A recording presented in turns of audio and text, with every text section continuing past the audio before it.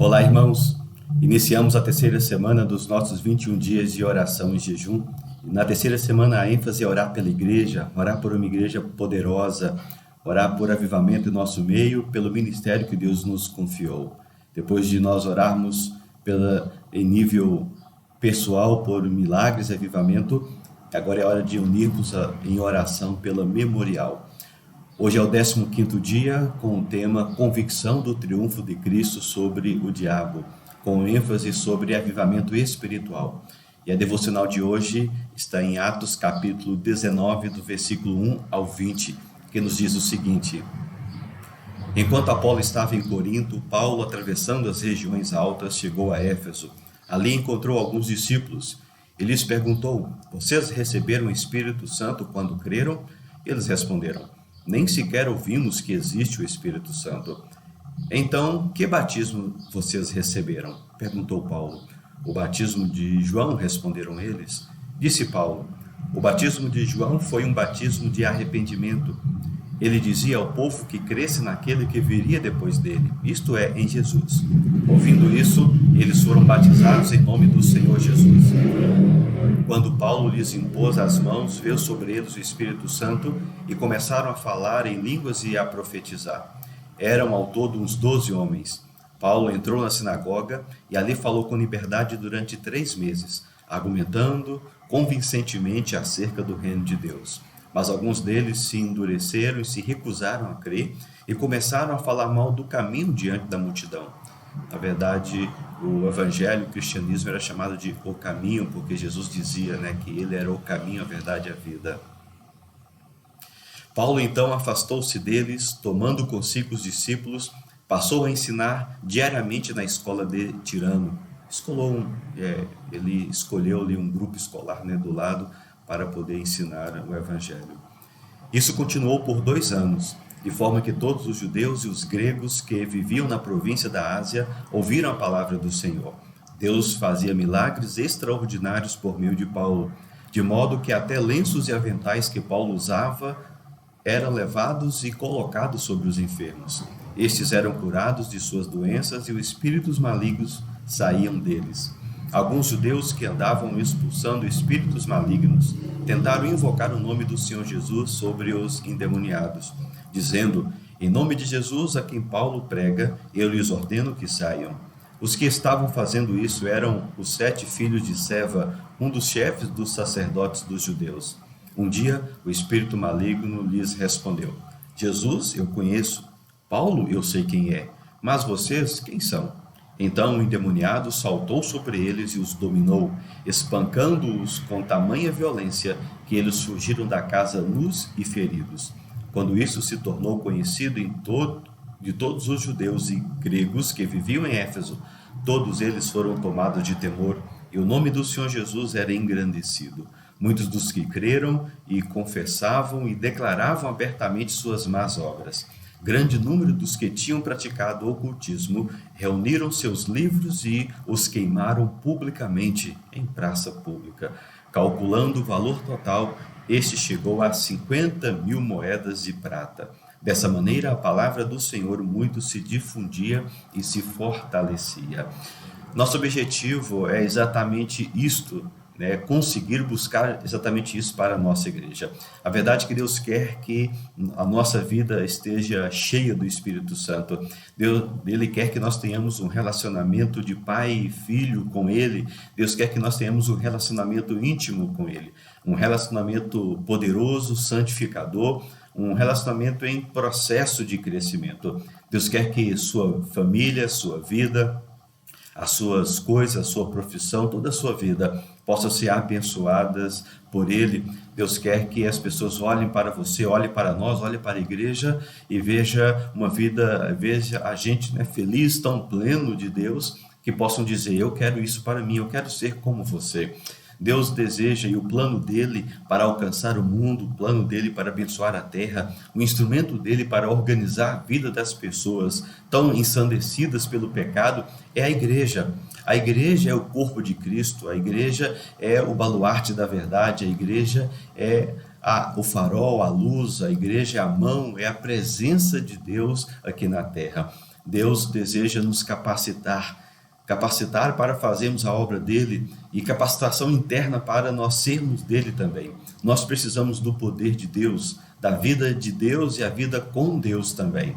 Quando nós olhamos para este texto, Paulo está no meio da sua terceira viagem missionária e Paulo fica em Éfeso por volta de 3 anos. Dos 12 anos das suas viagens missionárias, 3 anos deste tempo, ele fica ali em Éfeso.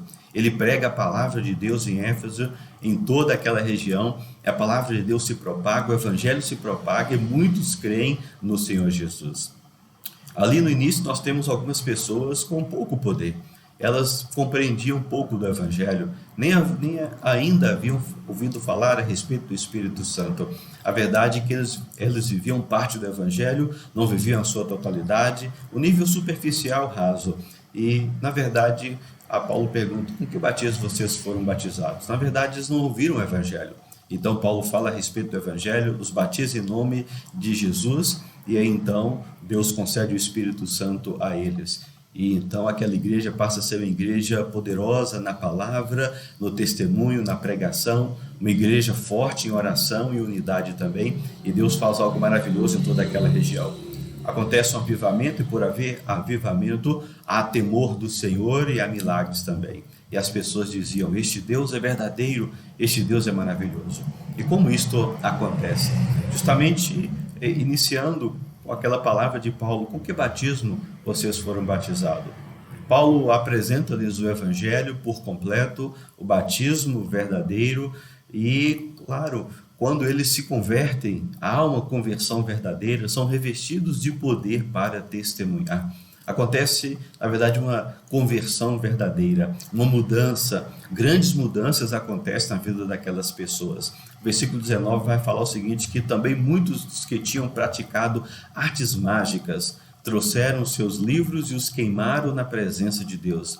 Feita a conta do seu preço, acharam que montava 50.000 moedas de prata. Que coisa maravilhosa! Olha a transformação interna, transformação de mente e de coração.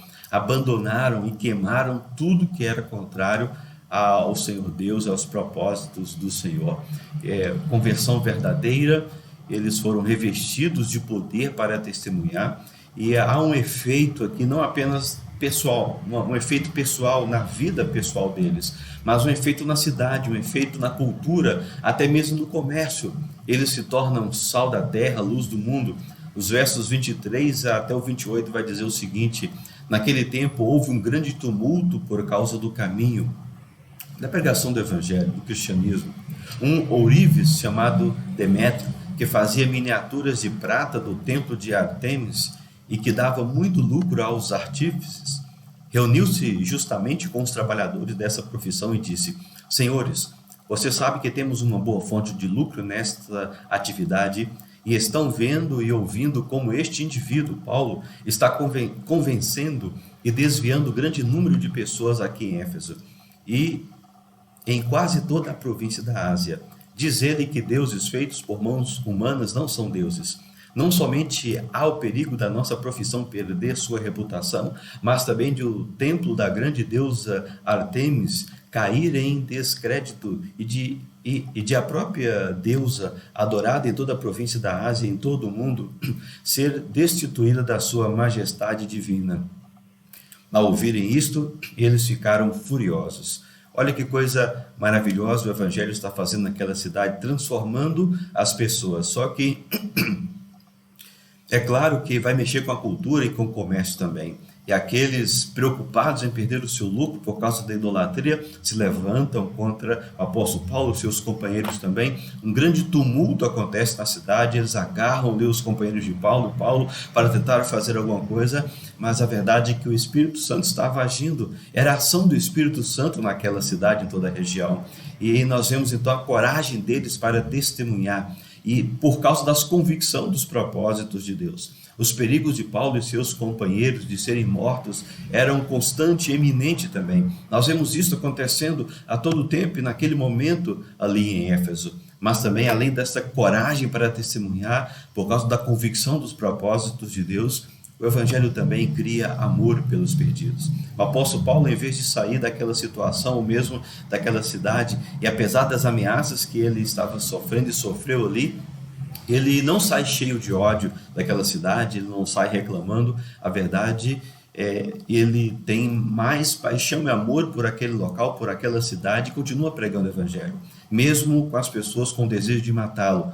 Paulo continua ali por mais 2 anos, ou total de quase 3 anos, pregando o Evangelho em Éfeso. E aí o resultado de tudo isto, da verdadeira conversão, transformação de vida, revestimento de poder para testemunhar, coragem para testemunhar, convicção dos propósitos de Deus, o Evangelho criando amor no coração pelos perdidos para testemunhar, e assim uma igreja crescendo, uma igreja poderosa na pregação, no testemunho, na oração. Acontece o que? O triunfo de Cristo Jesus, vitória sobre as trevas.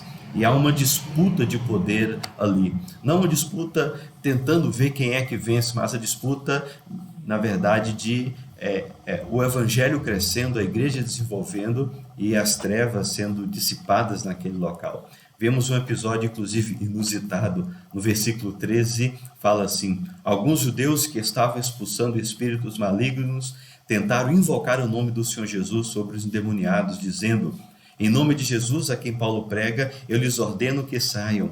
Os que estavam fazendo isso eram 7 filhos de Seva e um dos chefes dos sacerdotes dos judeus. E o resultado nós lemos: o espírito maligno não reconhece, quem eles são. Eu sei quem é Jesus, quem é Paulo, mas quem são vocês? Dá uma coça naqueles homens e eles saem feridos. Mas na verdade esse episódio, qual o resultado dele? Diz que as pessoas temem mais ainda a Deus e o Evangelho mais ainda é pregado e pessoas se convertem. O Evangelho ele traz libertação. O Evangelho ele liberta as pessoas escravizadas pelo inimigo, por pecados, por vícios, são libertas pelo poder do nome de Jesus. A ação de Deus na vida daquela cidade mostrou o poder e o triunfo de Cristo sobre o império das trevas. Com que batismo vocês foram batizados? Na verdade, nós temos que buscar uma espiritualidade extraordinária, tirar aquelas coisas que impedem o nosso crescimento, aqueles pesos que vão nos deixando vagarosos na caminhada cristã. E entenda que a única coisa que muda a alma de uma igreja, a única coisa que muda a alma de uma igreja é o verdadeiro Evangelho, juntamente com uma oração de arrependimento. Uma oração de arrependimento, súplica.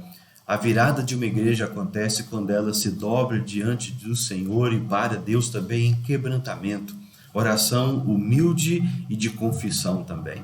Nós precisamos abrir as nossas vidas e nos expor para Deus e buscar uma intimidade com o Senhor para que Ele possa nos usar, para que a igreja possa ser um instrumento dEle de transformação de vida, de transformação de pessoas e da sociedade também.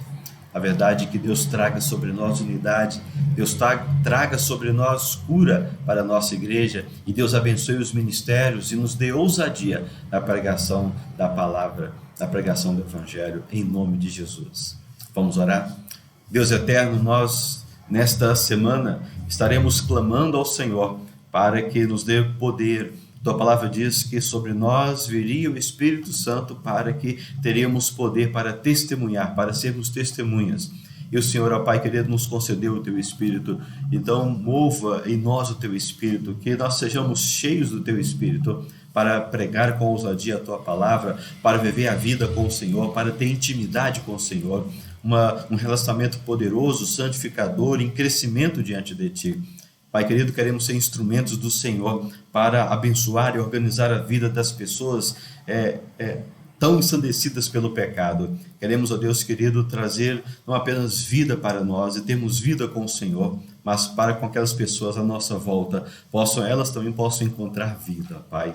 Usa a nossa igreja, Deus querido, que sejamos instrumentos do Senhor para o Evangelho ser propagado em nossa cidade. Pai querido, assim nós oramos em nome de Jesus. Amém. Amém. Nesse dia, separe um tempo para buscar ao Senhor com mais intimidade.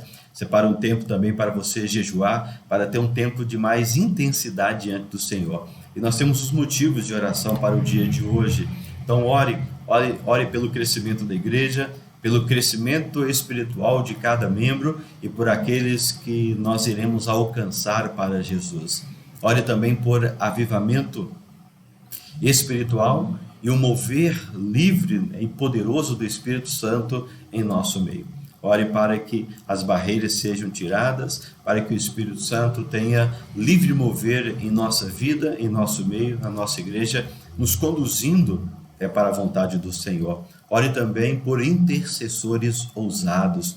Ore para que Deus levante pessoas, homens e mulheres que se coloquem diante de Deus, intercedendo pela igreja e pela nossa cidade também.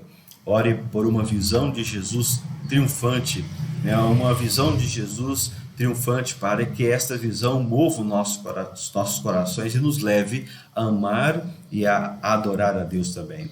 Ore por espiritualidade, seja por devoção a Deus, por intimidade com o Senhor Deus.